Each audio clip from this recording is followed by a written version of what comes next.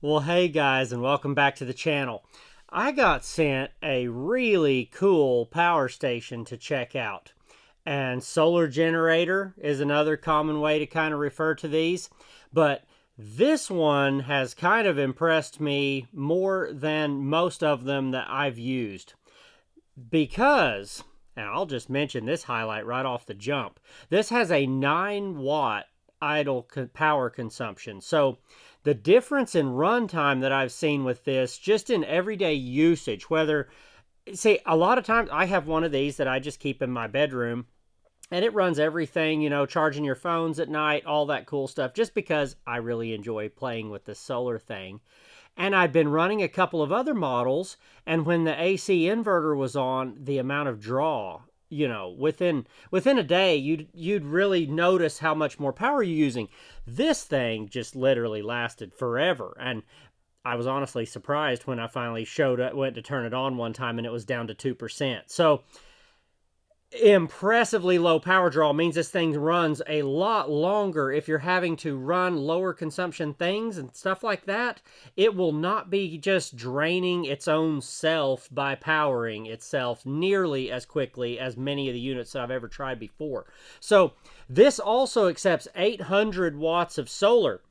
And I did some cool testing in my front yard. They also sent me a couple of nice 400 watt Anker panels to go with this. They're portable units. I did determine that you have to have the connectors that double just the, I forget now, the amperage. I had to double the amperage instead of the voltage in order to make it work properly with this. 11 to 28 volts, it will accept 8.2 amps. 28 to 60 volts, it will accept 17 amps. And I believe those panels were in the 40-something volt range. So in order to make them work, they were 8.8 amps or somewhere right around there. So doubling the amperage worked better with some connectors that they didn't send me, but they're not very much. Worked very well to get those to their 800 watt connection to this to make both panels work together. So I was able, just kind of on a normal day and setting everything up quickly, to get around 400 and something watts out of the two panels connected to this. And running just one, I was getting in the 200 to 235, somewhere in there, just, not worrying about my directions and all that good stuff that much, like I do with my permanent installs. But also had a lot of fun running my pellet smoker on this. I smoked a couple of briskets with it running on this, connected to a solar panel, to see if just the panel passing through this would keep up with that. This will obviously run a pellet smoker for an extremely long time. So all of that, but let's go over some of the ports on here. Yeah, you could tell I'm a little bit excited about this unit. So you have 140 watt PD ports right here. So where your USB-Cs are normally in that 100 watt range, this one's got 140s. So you can really power up those, your MacBook, stuff like that, really quickly with this. It does still have a USB-A if you need one of those, and a slower 15 watt C. I have some things like my trail cam batteries and stuff like that, some of those Tacticam batteries. If you connect them to a 140, they just won't charge at all. So this is a lot more useful for your iPads, your phones, all that kind of stuff. Super fast for that. The little 15 will get those other miscellaneous items you have to go ahead and charge and do that sort of thing. So kind of neat there. You also have the TT30 plug. It is not 220. This is a 125. So you're able to run your RV directly on this. You could also plug it directly into your backup panel. Like here in my shop, we're currently running on solar right now while we're doing this video.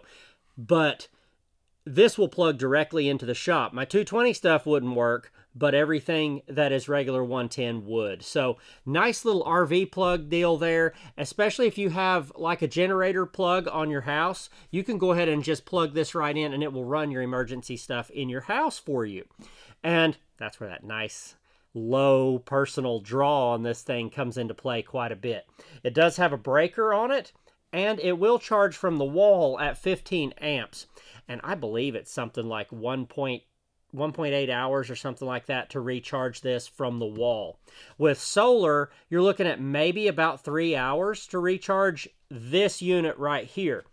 Yeah, it's sitting on top of the expansion battery. And this expansion battery right here basically doubles the power of this system. And I've just been running it all connected all the time, and it's incredible how long it will run. We did a cool refrigerator test. I have a regular side-by-side fridge. My family didn't even know the test was going on, so everyone's in and out of it, everything from popsicles to ice cream to whatever, all day. And yeah, that test, that is really cool how long that lasted. I believe 2 full days. I'll put the actual information here on the screen for you. We plugged it in there at 9:45 p.m. And you can see here when we finally were able to get this down low enough in power that I wanted to go ahead and swap it back to the wall. But that is running that side by side with an ice maker and everything in there, and a family of 5 of us in and out of those doors all day, and some of the kids part of the night too. I mean, you know it, all our kids are sneaking in there at all hours of the night. So that fridge is being used more than probably your average people would, and it still ran that long. And keep in mind that that's without solar connected to this. I did that test, just the unit charged up. I did charge it with solar. I've never plugged this in the wall yet. I try to make a mission out of that. Everything gets charged with solar that I possibly can. So, ran the fridge that long with this unit, no solar attached. Now, if you went ahead and added, say, you know, you're in an actual outage and you're trying to stretch everything as far as you can, you could stick the 2 400 panels outside, 1 400, whatever you happen to have, get them connected up to the maximum input here on the unit, which is at XT. It's the orange port for solar, which is the nicer one with the information top clip. So, if you get connected to your solar panels with this, I mean, even on a normal day with nothing perfected, I'm getting over 400 watts with 2 of them. Your fridge is using between 100 idling and maybe 2 something when it's operating. That's what I noticed on the app. Here, they do have a really great app. You can actually control turning on all your AC ports, turning on your DC ports, all that kind of stuff directly from the app. And if you have Wi-Fi in your house, get this set up with your Wi-Fi, and then no matter where you are, I like it because I'm at work, especially when you're doing something like a refrigerator test for some folks, you can look on your phone and make sure your fridge is not going to go down while you're gone, which really wasn't a concern here since I started in the evening. Pretty well ended up close to even, so able to shut it off at night while we were home. But you're able to monitor this. You can see your incoming solar amount that you have. You can see your outgoing power, where it's going, all that kind of information just right there at your fingertips. We also took this unit camping with us. My daughter drew a really awesome, hard to get into youth hunt this year, and we took this to run all the lighting on my truck, run our campsite, and I took 1 set of 400 watt panels just in case. We were there for 3 days. I figured maybe we would run this down charging, you know, you want to watch a video with your daughter, whatever, at night, but I never even hooked up the panel. That's what kind of lifespan this battery system has. So we never even had to hook it up at all. She got an amazing deal out of the deal too. To be able to run something like this, power the truck, power all my LED lighting in there, charging our phones, laptops, everything we wanted to do while we're out. I use it there to charge my Predator calls, basically anything that I can plug into this. My camp lights, everything charges with USB-C these days, so you can pretty well plug it in anywhere you want, and you can run anything you want here. I've also run this on my job sites just a little bit, because as you know, almost all my units get tested that way. This is 4,000 watt peak with your 2,000 normal running, so you can pretty well start anything you need to on a job site, run it, and have quite a bit of staying power with the additional battery size added right in there with it. So it does have a car socket up here for your 12 volt if you want to plug into that. You have your button here for turning on and off your stuff. Let's go ahead and turn this on. You can see where we're at. Nice toned when it comes on. See the screen, much better reading screen on this unit than I've seen on a couple of others that I have. We're at 90% battery right now. My external is currently at 5%. It just has one little light. This does have a lighted deal around here that will let you know how much you have. But up here, it will tell you right on the screen, 5% on the add-on battery, 90%. We don't have anything else connected, so it doesn't show any flow in or out here on the screen. It will show you your solar input, your watts going out, all that information there on the screen if you want to. You can go in the app, though, and turn this screen off completely, and then all you have to indicate it's on is a little tiny blue dot right in the center of the button. And part of that, you know, all the things you can turn off on one of these units are what will really stretch the amount of time that this will operate without any input from you. So let me flip this and show you the ports you have here on the end. This would be your kind of your business end for your charging, your AC charging, and your solar charging port right here, and your little breaker right there in the middle. So right here on the back, you just have your basic info. There's actually just scan for your user guide, and then it tells you if you plan to store these, recharge to 100% every 3 months. The other end of this unit is where the two connect to each other. And it has this, we'll just shut this down so we can do this without maybe causing any problems. Squeeze, and then this will just come right out like that. It has a big cable like that right there that connects these two batteries together. So you can just disconnect them both that way, and then your little door will go up and just press into place right there.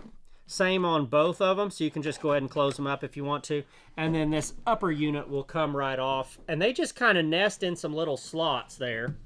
Always fun when you're working at your desk. They just nest in some slots right here on top, just like that right there. So that is pretty well what that does right there. So when you go to set it up, you just have your lower unit there, set your top one on it. Woo, keep from shaking the table too much. Just like that. And then take your cord and plug it in right here, and you'll have everything connected. So if you didn't need as much power for a trip or a little camp out or something, you could just run just this station. But if you need to really get some serious output on your system, go ahead and add one of those batteries, and you can really do that. As well as putting some solar into this to really boost it on up and be able to recharge it for free. I mean, that's kind of what I'm having fun doing with this stuff. So we did want to test a window unit for them. However, I actually run a mini split now, and my shop window unit with heat in it is a 220. So with this being 110, my mini split is actually 110. So we've been running here on the mini split, and oh, what brand do I have? I have that easy one, MrCool. I have a MrCool. It's, oh, I'm trying to see it over here. I have a 12,000 BTU MrCool here in the shop, and it's got it a nice 70 degrees in here right now for me, and runs super quiet. So that unit running on this, I'll go ahead and put here on the screen exactly how long it was able to run that system for me. But I'm running it with the extra battery pack. So you can about cut your time in half if you just have the upper unit, the main power station. But it runs the MrCool just fine. That is a very energy efficient little unit. I've been really impressed with it. I know a lot of heat and air guys kind of funny about the mini splits, but I mean, I put it in months ago. It's cooling great for me. We'll see if it comes back to life next spring. But performed very well with this unit. That MrCool has actually been running on nothing but solar ever since it was installed. It's installed into a dedicated switch panel that is just controlled by my solar system outside and all that. So I just bypassed that and connected directly into this for this little test so I could show you guys how long a 12,000 BTU MrCool was able to run on this unit right here. And I mean, it will get you through a power outage. It really will. It'll keep everything going for you. And turns out, I mean, if everything goes down and this is the only unit you have, I think you would be able to get through a couple of days at least on your house. Still be able to charge your phones and stuff, your lights, run your refrigerator. And if you have a mini split, you can probably run your mini split too, as long as it's a 110. So maybe at least have one room nice and cool, one room heated if that's what you're using your mini split for. Just so many uses for these little power stations. But thank you guys for being here and checking out everything that we've done again with an Anker power station. Big shout out to Anker, and thank them for letting us check out their new Anker SOLIX C2000.